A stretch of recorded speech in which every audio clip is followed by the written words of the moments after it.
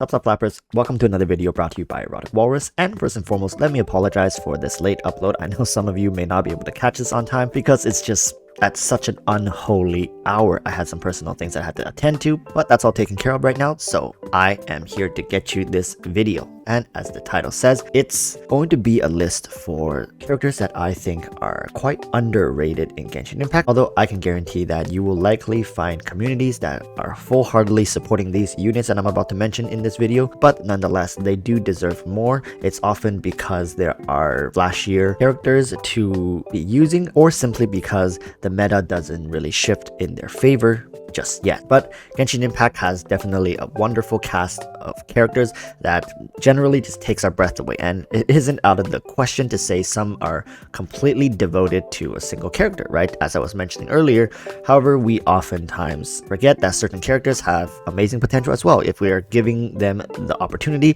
that we do give to other characters. So in this video, I want to count down the top 5 most underrated units currently in Genshin Impact patch 1.4. If you enjoy this type of content, make sure to subscribe as I make videos like this every single day, and I also go live here on YouTube Wednesdays and Saturdays. So again, thank you for your continued support, and let's get into the video. So at number 5, we do have Albedo. I think this unit is pretty insane at what he does. He actually fills a role that oftentimes we only consider for DPS. So a character like Xinyan is often the go-to premier for support DPS, and for good reason. Xinyan is an amazing unit in his own right. However, what Albedo does better than Xinyan is that while Xinyan is Hydro, he works extremely well with Pyro DPS. But for Albedo, him being Geo is able to proc Crystallize, which also adds a lot of defense on top of his already offensive capabilities with his elemental skill. This is where things get really interesting with this character, is because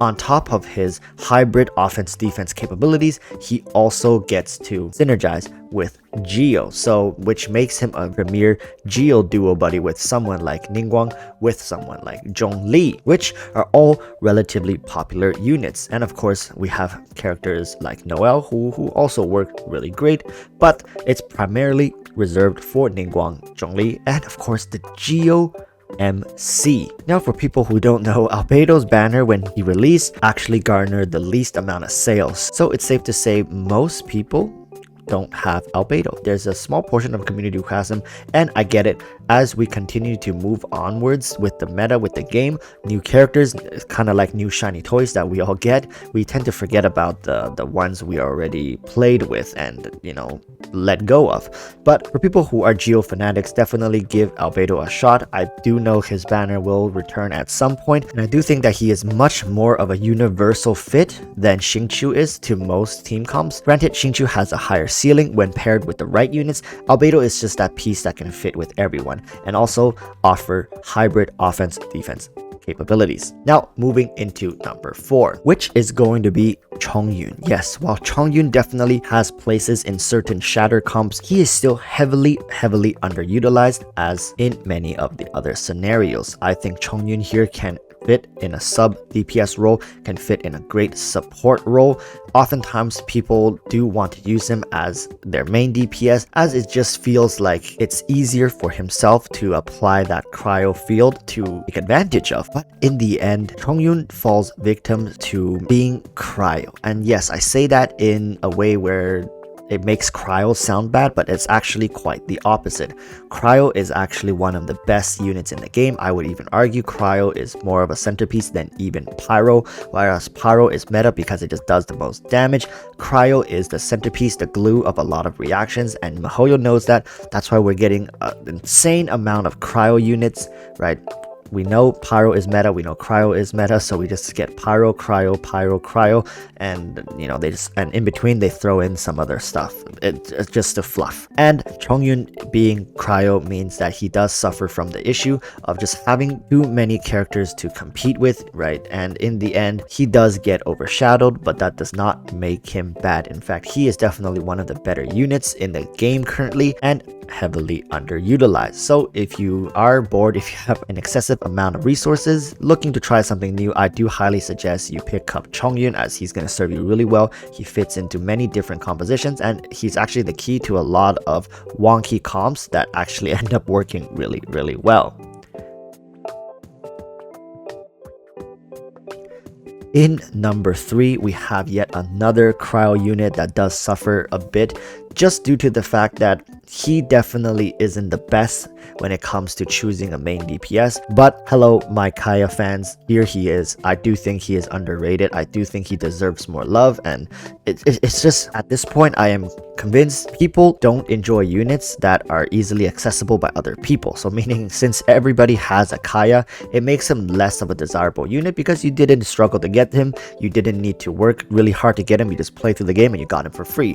It does not mean he is bad. Actually, Kaeya is one of, if not the current best melee main DPS in the cryo category. And while in the future we are anticipating for the release of Ayaka, Kaeya right now actually serves really well as the main DPS because he has inbuilt self-healing with his elemental skill, and he can even serve as a battery if he is ran in a freeze comp. So in the end, I do think people are overlooking Kaeya. I do understand that he has a strong fan base, solid fan base, but it definitely isn't nearly as what it should be if people are using him for his utilities and his true strength. Now, one of the other main reasons I think Kaeya may struggle a bit when it comes to people's preferences is because of his constellation requirements. Yes, while having him at Constellation 0 is fine, ideally you want Constellation 1 and Constellation 2, which is basically giving him more crit for cryo affected units, and as well as having a way to increase his bursts uptime. Granted, the second one is not as important if you're running him as your main DPS, as this is much more important for Kaeya support or Kaeya support DPS. But nonetheless, I do think Kaeya main DPS is heavily underutilized. Now, for the second one, it's my girl, Xinyan. I know a lot of people hate on her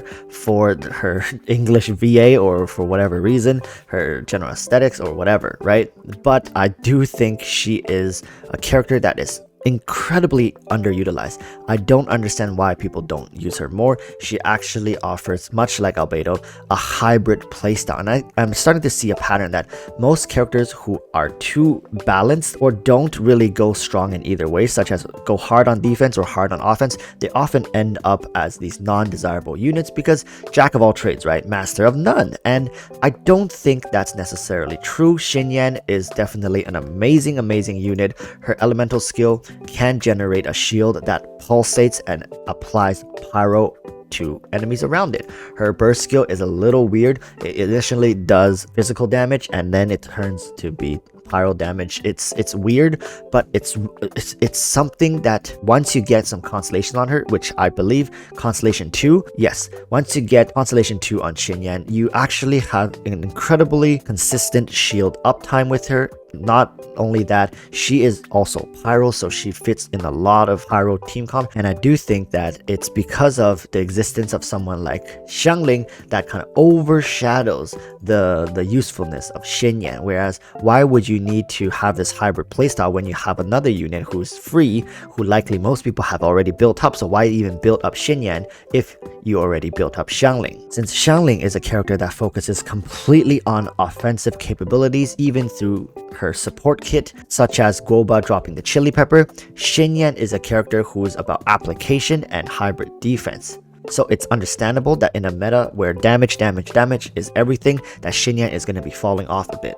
And finally, how can we forget the most underutilized character in the game, which is going to be the MC. Now, I think the biggest problem with the MC is that they actually don't share talents in between a Nemo MC and Geo MC. So meaning you're gonna have to re-level all your talents if you swap over. If I'm gonna have to pick between the two, I do think the Geo MC is a little more useful than the Nemo MC. It's also because the Nemo element in of itself doesn't really provide much benefits unless the unit itself is pretty overtuned or have high utility functions. But the one good thing about the MC is that you actually get all of their constellations by just playing the game, and it's pretty much for free. It's a huge power burst, and it's going to be really beneficial to any players who's picking up the game and don't want to heavily invest into other units. The MC eventually will get to expand with more elements as well as we continue the game, so it's definitely a more long-term investment, and I just think most people